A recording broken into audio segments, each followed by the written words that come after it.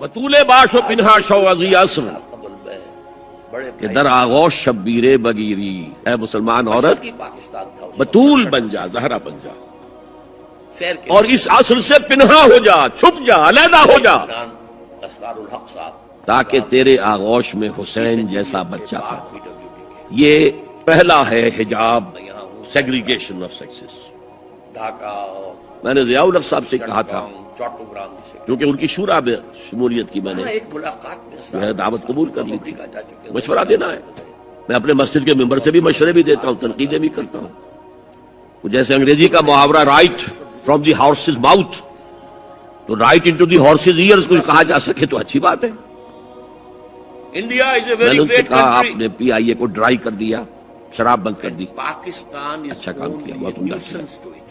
دنیا تو یہی کہے گی نا کہ دقیانوسی ہے، چلیے برداشت کریں، لیکن یہ ایئر ہوسٹسز جو جاتی ہیں کرو کے ساتھ، ایک بہت بڑا ملک ہے اور دو ہفتے باہر رہتی ہیں، یہ کون سے اسلام کی یہ تھوڑی سی سرگرانی کا باعث ہے بس۔ عورت محرم کے بغیر حج کو نہیں جا سکتی، محرم کے بغیر آج یہ جملہ 100 عمرے کے لیے نہیں جا سکتی، اور یہ قانون تھا پاکستان میں۔ میں نے کہا آپ عورت کو نہیں جانے دیتے حج کے لیے، حالانکہ وہ ادھیڑ عمر کی ہوتی ہے، عموماً بوڑھی ہوتی ہے۔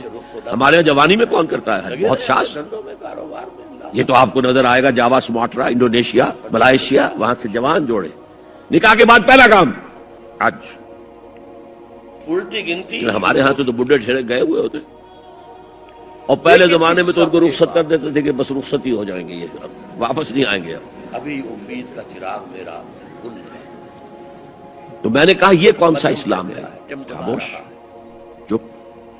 لیکن میں نے کہا یہ ناشتے کی ٹرے اور کھانے کی ٹرے مرد نہیں رکھ سکتے اس میں۔ 400 برس کی تاریخ ہے بھارت، میرے خلاف باقاعدہ خواتین نے جلوس نکالے پاکستان میں، جس کے کوئی منطق یا میں نے پردے کی بات کی۔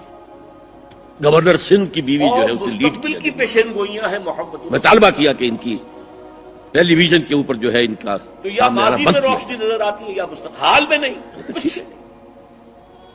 بدا الاسلام غریبا ویسعود کما بدا فطوبی We للغرباء۔ have been cut to size۔ اسلام شروع ہوا تھا تو اسی حالت میں تھا کہ کوئی اس کو جانتا پہچانتا نہیں تھا، اور پھر جو جب تھوڑا اسلام سا غالب ہو گیا تو چھوٹا ہے مشرف صاحب، طاقتور کے تو سبھی دوست ہیں، سبھی پہچاننے والے، دورہ تھا وہ اسی لیکن ان قریب اسلام پھر غریب ہو جائے گا۔ کرنے کے لیے گئے تھے۔ تو جو اسلام کی غربت کے ساتھ خود غریب ہو جائیں ان کے لیے مبارکباد۔ اسلام کا دامن نہ چھوڑے، چاہے انہیں کہا جائے کہ یہ تو بڑے ہی دقیانوسی لوگ ہیں، بڑے وہ اپنی کٹر لوگ اکانومی ہیں۔ کو ڈیولپ کرنے میں لگا۔ میں نے اس زمانے میں چیلنج کیا تھا، مجھے بتاؤ ثانوی کیا فرق واقع تو ہوتا؟ پیش رفت ہو گئی آپ کہیں گے عورتوں کو اگر ہم گھر میں بٹھائیں تو آپ کے اوپر تو ہماری اکانومی جو ہے سفر بھارت کرے کا گی، آدھی ہماری جو ہے اور افغانستان لیبر وہ کام نہیں کرے گی۔ اب آپ شکنجے میں میں نے کہا where there's a will there's a way۔ وہ افغانستان جو ہمارا کاٹیج انڈسٹری کا انتظام کرو، نمبر 1، گھروں میں بیٹھ کر کام کریں۔ کرزئی کے بیانات، دوسری جنگ عظیم کے دوران ایک بڑا علاقہ تھا دلی میں جس کا ہر گھر کارخانہ بنا ہوا تھا، کرخندار، یہ ایک قوم کا نام پڑ گیا، کرخندار۔ چھوٹی چھوٹی مشینیں لگی، کہیں بٹن بن رہے ہیں، کہیں بکسوئے بن رہے ہیں، ایک انٹرویو کہیں نکریں سل رہی ہیں، کہیں پینٹیں سل رہی ہیں، کہیں جو ہے کرتے سل رہے ہیں، قمیضیں۔ صبح کے وقت ٹرک آیا، خام مال دے گیا، شام کو آیا، تیار مال لے گیا۔ عورت نہ گھر سے نکلی نہ باہر گئی، کچھ نہیں، کام کیا۔ انہوں نے یہ کہا تھا، لکھ کے رکھ لو، کاٹیج انڈسٹری کا انتظام کرو۔ ان قریب بھارت پاکستان پر بہت بڑا اسی طریقے سے ایسے یونٹ بناؤ اگر ذرا بھی انڈسٹریل جس میں عورتیں کام کریں، عورتیں سپروائز چائنا اور کریں، پاکستان اور قریب آ رہے ورکنگ آورز کم رکھو تاکہ وہ اپنے گھر کا کام بھی کر تو سکیں۔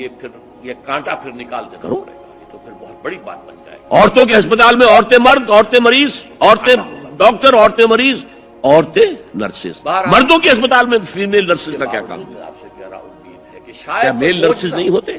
اللہ تعالیٰ کی طرف سے پاکستان کا قیام بھی اور کیا آرمی کے اندر جو فارورڈ یونٹس ہوتے ہیں کہ جو جاتے ہیں محاذ کے اوپر، ان میں کوئی عورت نرس جاتی ہے؟ ہو سکتا ہے تاریوں کی تعداد میل نرسز جاتے ہیں، حالانکہ سب سے زیادہ نرسنگ کی ضرورت وہاں ہوتی ہے۔ پھر لیکن کسی کا بازو اڑ گیا ہے، کسی کی ٹانگ اڑ گئی ہے، خطے سے اسلام کسی کی پیٹ میں آ کر کسی بم کا ٹکڑا جو ہے لگایا، دنیا باہر نکلی ہوئی چاہے ہے، ہمارے تو کروڑوں نرسنگ مر سب سے جائیں، زیادہ وہاں ضروری ہے، وہاں تو فیمیل نرسز نہیں اور ہوتی یہ ہیں۔ پیشن گوئی شاہ ولی اللہ دہلوی کی ہے سیگریگیشن، سیگریگیشن، سیگریگیشن، کہ ہندوستان یہ آگ اور پانی کا ملاب درست ذات کے تو بڑا سب سے بڑا پردہ لونڈیوں کے مسئلے کی وضاحت سوال نمبر 1 اکبر علی صاحب ہے یہ اکبر علی بیگ قرآن مجید سورۃ المومنون کی آیت نمبر 5-6 کا ترجمہ یہ ہے جو اپنی شرمگاہوں کی حفاظت کرتے ہیں موجود اپنی بیویوں کے یا ان عورتوں کے جو ان کے قبضے میں ہیں یعنی لونڈیاں اس میں ان پر کچھ ملامت نہیں یہاں پر کون سی لونڈیاں مراد ہیں کیا ان کا رواج آج کل ہے کسی لڑکی کو پیسے دے کر خرید کر لونڈی بنانا تو اسلام میں سخت منع ہے از راہ کرم تفصیل سے وضاحت کیجیے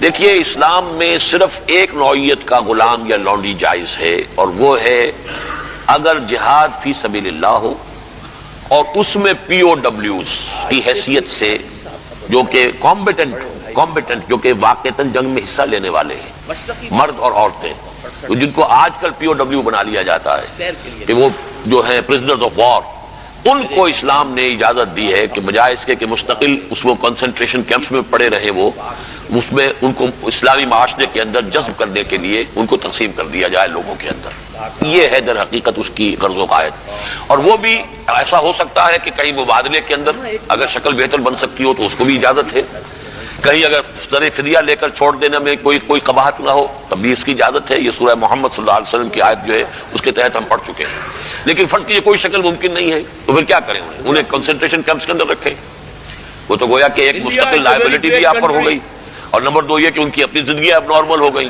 اس کی بجائے ان کو نارمل سوسائٹی میں جذب کرنے کا طریقہ یہ ہے کہ کلاس 2 سٹیزنز کی حیثیت سے وہ مسلمانوں میں اس معاشرے میں دے دیے جائیں اس طرح کی جو خواتین ہوں گی ان کے ساتھ تعلق جو ہے جنسی وہ جائز ہے یہ لونڈیاں جو اس طریقے سے لونڈی بنی ہو اس کی فروخت بھی جائز تھی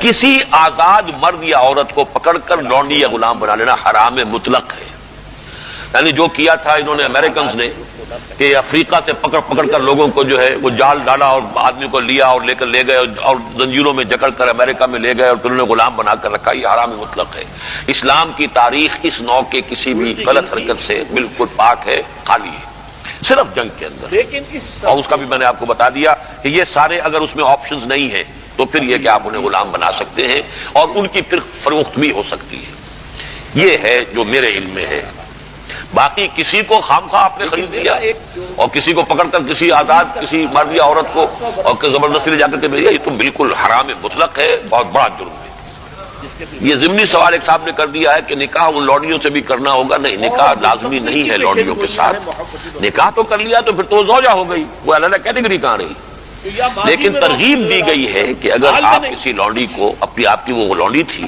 وہ تھی پی او ڈبلیو کے طریقے سے آئی تھی کنیز تھی آپ نے اسے آزاد کیا اس سے نکاح کر لیا بہت بڑا نیکی کا کام ہے تو ایمینسیپیشن جو تھی غلاموں کی اور کنیزوں کی آزادی کے لیے راستہ اللہ تعالیٰ نے یہ پیدا کیا کہ بہت سے گناہ ایسے ہیں کہ جن کا کفارہ یہ رکھ دیا گیا غلام آزاد کرو اور کسی طریقے سے اس کو بہت بڑا نیکی کا کام قرار دیا گیا فک و رقبت گردنوں کا چھڑا دینا آزاد کر دینا یہ بہت بڑی نیکی ہے تو اس حوالے سے اس کا معاملہ اسی طریقے سے کسی لونڈی کے ہاں سے اولاد اگر ہو گئی تو اب وہ ام ولد ہو گئی اب وہ لونڈی نہیں رہی ام ولد ہو گئی اسے فروخت آپ نہیں کر سکتے وہ آپ ہی کے ہاں رہے گی لیکن یہ کہ وہ آپ کا اس کا درجہ جو عام کنیز سے وہ بڑھ جاتا ہے یہ تفصیلی قوانین ہے اصولی سوال جہاں تک تھا اس کے حد تک میں نے عرض کر دیا ہے کہ اسلام میں یہ راستہ اب بھی کھلا ہے اور اس کی حکمت کیا ہے اس پر میں بھی بہت غور کرتا رہا اس لیے کہ بظاہر تو عام خاص طور پر آج کل کے حالات میں یہ چیز جو ہے ذہن انسان کا اس کو قبول نہیں کرنے کو تیار ہوتا کہ اس طرح کا معاملہ بھی ہونا چاہیے لیکن میں یہ سمجھتا ہوں کہ وہ جو جہاد فی سبیل اللہ آخری دور میں ہونے والے ہیں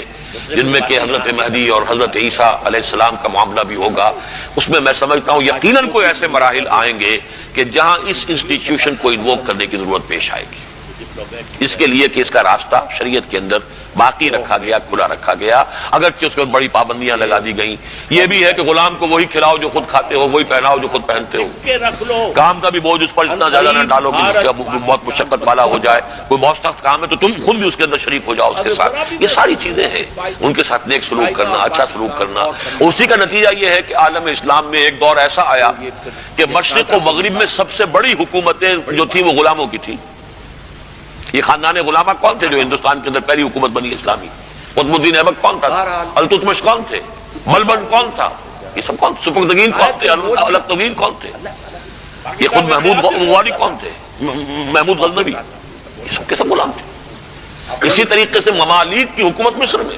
ہندوستان میں خاندان غلامہ اور ممالک مملوک کی جمع ہے، مملوک غلام کو کہتے ہیں. تو ممالک کی حکومت مصر میں عالم اسلام کی دو عظیم ترین حکومتیں غلاموں کی تھی. اس لیے کہ غلاموں کو وہ سٹیٹس دیا اسلام نے اتنے اونچے، اور ایسے ایسے غلام جو اتنے بڑے اساتذہ بن گئے کہ شہزادے ان کی جوتیاں سیدھی کرنے کو اپنے لیے فخر سمجھ رہے ہیں. اس لیے کہ عالم دین بن گئے، اتنا بڑا علم انہوں نے حاصل کر لیا کہ اب وہ جو شہزادے جو ہیں وہ ان کی خدمت کر رہے ہیں. تو اسلام نے اس کے لیے بڑا حکیمانہ انداز اختیار کیا ہے. ایک یہ کہ پہلے ان کو بڑے نیچرل انداز میں معاشرے کے اندر جذب کر دیا جائے، بات بجائے اس کے کہ نارملی وہ کنسنٹریشن کیمپ کے اندر پڑے ہیں اور سڑ رہے ہیں وہاں پر، ان کی زندگی نہ زندوں کی ہے نہ مردوں کی ہے. اس کی بجائے یہ شکل اختیار کر لی گئی، ان کے ساتھ حسن سلوک کی ترغیب دی گئی، ایمنسیپیشن کے راستے کھول دیے گئے. باقی اس انسٹیٹیوشن کو بالکل ختم اس لیے نہیں کیا گیا میرے نزدیک واللہ عالم کہ اس انسٹیٹیوشن کو انووک کرنے کی ضرورت پیش آئے گی آخری دور کی جنگوں میں. واللہ عالم. کہ ایمان دل میں آ گیا تو ایک کشاکش اندر شروع ہو جائے. 40 سال قبل میں بڑے بھائی میں اگر فرائڈ کی اصطلاح استعمال کروں مشرقی تو پاکستان ایگو اور ایڈ یا لبیڈو میں تصادم ہوگا. سیر کے لیے گئے تھے، آپ کے نفس کی خواہش کچھ اور ہے، ایمان کہتا ہے غلط. وہاں پہ چیف انجینئر کشاکش ہوگی کہ نہیں؟ یہ اندرونی جہاد ہے اپنے نفس کے خلاف. ڈھاکہ، جیسے فرعون نے کہا تھا چٹاگانگ، الیس لی ملک مصر وہاں ایک وہذہ الانہار تجری من تحتی. امریکہ جا چکا. کیا میں بادشاہ نہیں ہوں مصر کا؟ مصر کی حکومت میری نہیں ہے؟